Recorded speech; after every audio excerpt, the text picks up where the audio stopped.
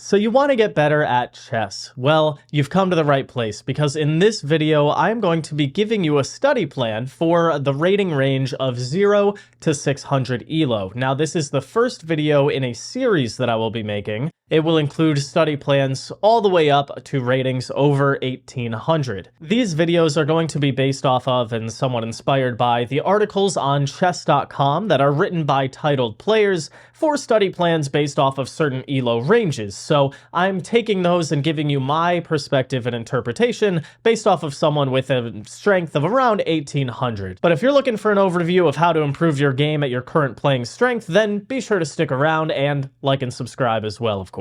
This video, like I said, jumping into the basics, ELO range 0 to 600, we're going to get you to that first benchmark. So how do we get there? Well, first we have to cover the beginner basics. In this stage, we need to get a solid understanding of the rules of the game. So you need to know how all of the pieces move and what the goal of the game is, which is checkmate. So you need to know terms like what is a check, what is checkmate, and what is the difference between checkmate and stalemate. Stalemate ends in a draw because the king, the enemy king, has no safe escape squares, but they have no other legal moves. So you need to know what that is versus checkmate. You also have to understand how to react to being checked by your opponent. What are your legal options? And there's a fun framework here that you can use for reacting to a check that your opponent is giving you, and that would be king CPR, right? You're trying to revive your king from this check attack that you're under. C would be for capture. Can you capture your opponent's piece that's delivering the check? Or P for protect. Can you protect your king by blocking that check with one of your own pieces? And R, can you run? Can you run your king to safety out of the opponent's check? Going through this framework every time will show you a list of your possible responses to the check that you can legally make, and then from there you can filter through and decide which one is probably the best. Now, in this stage of learning the beginner basics, you do need to understand the special rules of the game. That would include castling. It's very, very important to know how to castle your king to safety, so it's not stuck in the middle of the battlefield for the entire game. You want to know the difference between king-side castling and queen-side castling, or short and long castling. The rules for how you can do this. You have to have all of your pieces out between your king and rook before you can complete that move, and all of that stuff. You can't do it after you've already moved your king or moved the rook for the side you're going to. All of that, you need to understand castling. And then there's a fun special rule here where if you understand this and you whip it out in one of your games, then if you're playing another beginner, they may think it's actually a glitch or that you're cheating or something. But no, it's called en passant, where if an opponent pushes their pawn 2 squares forward next to one of your pawns, then on that move, you can actually capture that pawn, which is a pretty fun move, and you might catch your opponent by surprise. Now, I know I just threw a lot of concepts out there, so how do you actually go about learning them? Well, there are a ton of free resources online. You can look up beginner chess basics on YouTube and find some good videos. You can also head to chess.com and enter into their free lessons that they have. I believe you get 1 per day for free on the free version of chess.com. And there you can go through active exercises where you get to drill and actually move the pieces instead of just watching a video. So that's a great option to learn the basics as well. Be sure you check that out. Now, let's say that you have a solid understanding of these beginner basics and you're like, okay, now how do I actually play a game? Well, you have 3 options to do this online. Now, your other choice would be to find someone in person to play against. If you have a family member or a friend or a chess club or something that you can go to and play there, that would be awesome because you get to play against a real person, you get to interact with each other and just talk about chess or life. So that's a great option if you have that available to you. But if you just want to immediately hop online and start playing some games, there are about 3 different ways that you can do this. The first way is to play against the beginner bots online. So chess.com has this collection of beginner bots that you can play against, and this allows you to maybe take back your moves if you make a mistake, or, just play against someone who's going to give you free pieces all the time. And this is a good way to kind of build your confidence and get familiar with how the pieces move before you jump into playing against real people. Now, I don't love playing against bots in the long run just because it's a bit weird. Chess is meant to be played against humans, but that's my opinion.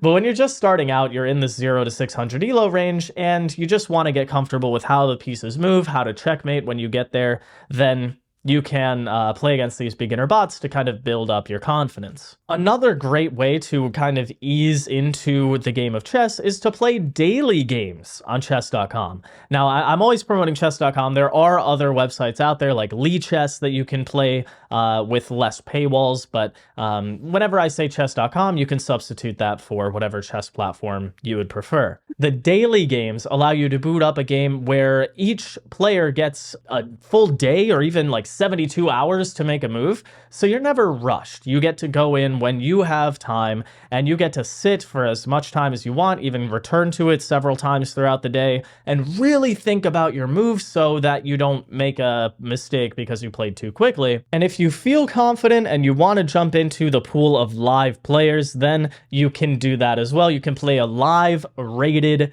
rapid game. I say rapid, that's like 10 or 15 minutes plus increment if possible. If you play anything less than that at this ELO range, then you're probably not going to improve very much because you're just going to be blundering left and right and you're not going to think about anything. You're just going to be like, I guess I move a piece here. As far as building a study plan here, you've already got the basics down. That was step one. Now we're playing some games, and you need to make this part of your regular weekly routine if you really want to improve and get to that 600 ELO range. So maybe that's playing a daily game and making a move every single day, or maybe that's playing one rapid game every day or every other day, or playing against a bot here and there. You just need to make sure that you are playing consistently so that you don't forget everything and you actually get to apply your knowledge and keep learning. Speaking of learning, we gotta keep doing that. Chess is a game, a beautiful game, where you really never stop learning. Even the top players, grandmasters,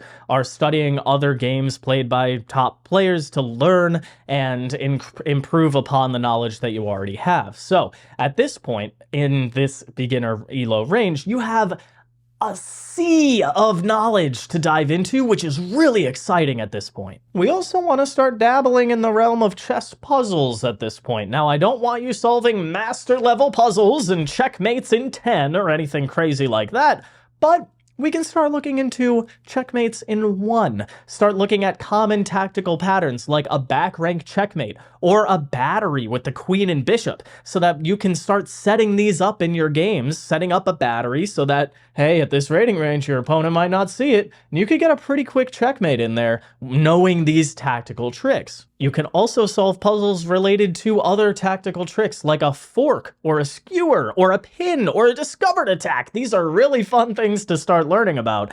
So again, hop onto your chess platform of choice, whether it be chess.com or Chess. They both have puzzles you can do for free.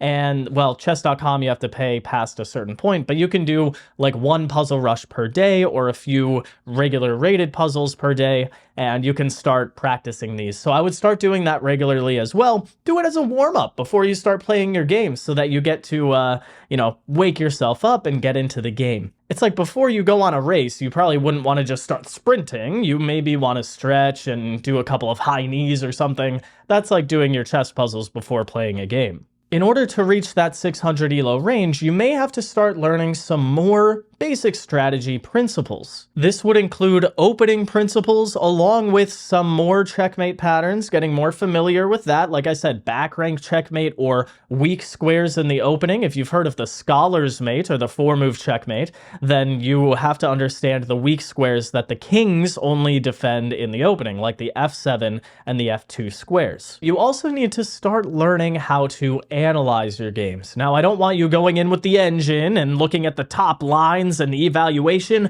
and seeing, ooh, this was plus 0.2, but this one was plus 0.1. What did I do there? No, I don't want you thinking like that. Instead, I would maybe start doing the game review on chess.com. Again, I believe 1 free per day, which is more than enough at this point, to review your game and go through the key moments, and it will point out, hey, you made this move and it blundered your queen.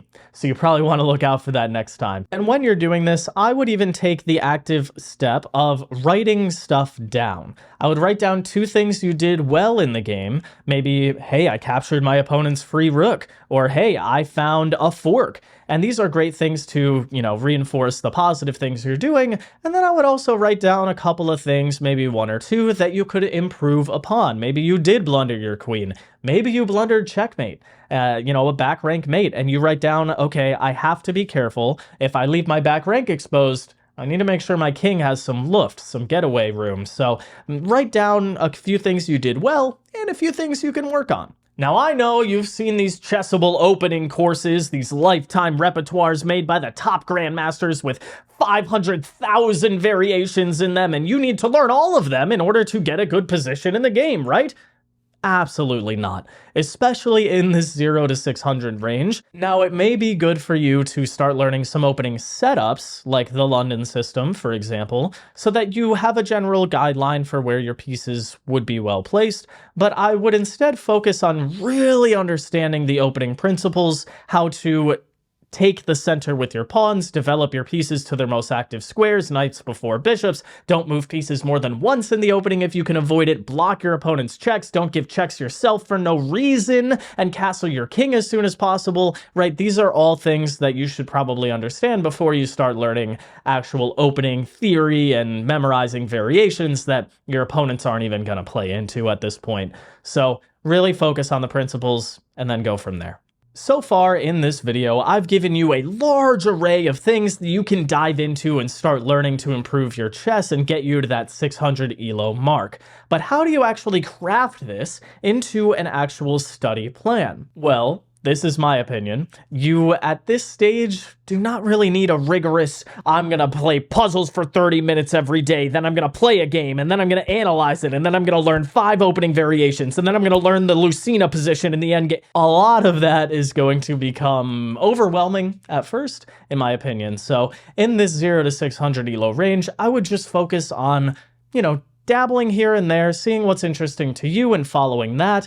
And as long as you are gaining the exposure and constantly learning new things and playing games, then that's what really matters, and that should be enough to get you to that 600 ELO range. I mean, at this point, the best chess study plan is going to be the one that works for you and the one that you can stick to consistently and find joy in. Because chess is a game, after all. We want to have fun. We don't want to just treat it like it's school or like a job or anything, unless you're like really taking it seriously and trying to get into tournaments and really, really do well.